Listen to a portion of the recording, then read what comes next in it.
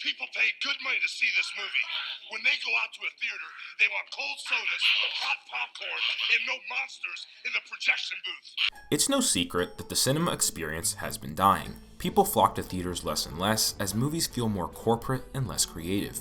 Most theaters are now filled with big franchise sequels and live-action remakes. Every year, the situation seems to get worse and worse, with 2025 being a prime example. 2 beat-for-beat live-action remakes, another mid-Jurassic film, a Minecraft movie. What are we even doing? It feels like unique and fun projects are just not making big studio money, so are now just being pushed away or onto streaming services. Then you gotta deal with there being so many of these Netflix originals or Peacock originals or Paramount originals, so many movies to choose from at home that unique and passionate content is disappearing or hiding in the rubble. But we might have a saving grace coming up, 2026. I think the film community has had it, as it seems like big names, directors and actors alike, as well as studios are coming together to try and save cinema. COVID may have stuck in the blade, and streaming services may have continuously pushed in the blade year after year, but I think the world has had enough. I think 2026 is do or die for the cinema experience and the modern film community. It's a year with the most experimental and passionate projects, satisfying franchise juggernauts, and a live-action remake sprinkled in on top. Hey, things can't be perfect. I mean, didn't Moana come out like less than a decade ago? But with that aside, I have never been more excited for a year of cinema since the 2010s. So what are those films that are going to save cinema? Well, this year we're seeing a massive spike in passion projects. Directors are pursuing unique and experimental pieces of work rather than just corporate legacy sequels. Sam Raimi, the man behind Evil Dead and Spider-Man, is making an actual cool new survival horror in Get Help. It's an early release too, so can't wait to see it soon. Robert Eggers is continuing his trend of weird ancient horrors with Werewolf. M. Night Shyamalan is going to bat yet again to make a unique horror in Remain, but the 2 big ones are Spielberg and Nolan. Now, Nolan's Odyssey is my most anticipated movie of 2026, a huge historical epic with a crazy cast, and Nolan's signature, time-jumping storytelling sounds fucking hype. But Spielberg is the interesting one here, as he's making a unique sci-fi film with David Koepp writing the screenplay. This just doesn't happen anymore, and the concept is so different that you can tell this is a story he wanted to tell. Which brings us to another trend 2026 is going to capitalize on, and that's the growth of smaller studios like A24.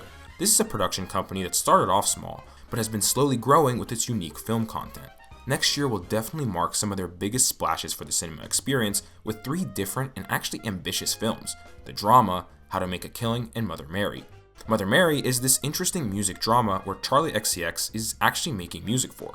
How to Make a Killing is a fun action comedy with Glenn Powell, who on his own is starting to become an action star, and arguably the most anticipated film of the bunch is The Drama, starring 2 of some of the most popular celebrities of today's age, Robert Pattinson and Zendaya.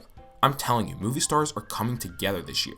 I mean, let's take a look at some more big movie stars signing on to weirdly ambitious films rather than franchise sequels. Ryan Gosling is starring in Project Hail Mary, a massively anticipated space romp with cute comedy.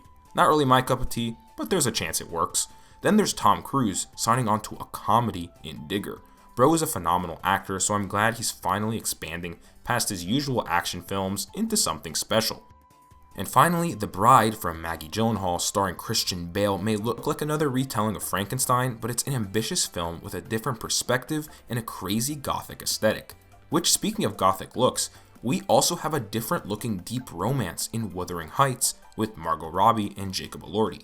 The fact that it's coming out on Valentine's Day means that they're definitely trying to keep the cinema experience alive. And for those who have read the book, it's definitely going to be a draw as an adaptation. But it's not the only adaptation with massive hype this year, as we got Sunrise on the Reaping, the Hunger Games spin-off.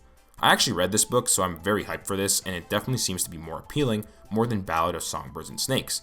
I mean, not only is Haymitch a fan favorite character, but the film has multiple younger versions of other fan favorites played by known actors, like Ellie Fanning playing Effie Trinket and Ralph Fiennes playing Snow.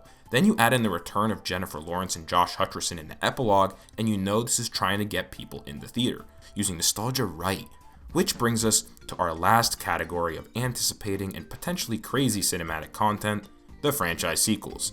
And they seem to be some of the most ambitious franchise films in years. Supergirl is probably the smallest, but still gotta respect James Gunn continuing to try and develop his own DC universe with his second film. But then you have a legacy sequel of one of the most iconic 2000s films in The Devil Wears Prada 2. and arguably two of the biggest MCU superhero films since Endgame. I mean, everyone knows that the superhero genre has been dying, but this seems to be the biggest year for it since like the mid-2010s. Spider-Man Brand New Day seems to be a crazy big crossover sequel, bringing back Tom Holland's Spider-Man, which we haven't seen in like 5 years, but also characters like the Punisher and Hulk. But then of course, there's the big question mark on everyone's mind, Avengers Doomsday. There's been a lot of controversy about this movie, of Marvel banking on nostalgia, but I think it's showing one thing, desperation. And while desperation seems to give off a negative connotation of clutching at straws, I see it as Marvel having to try again.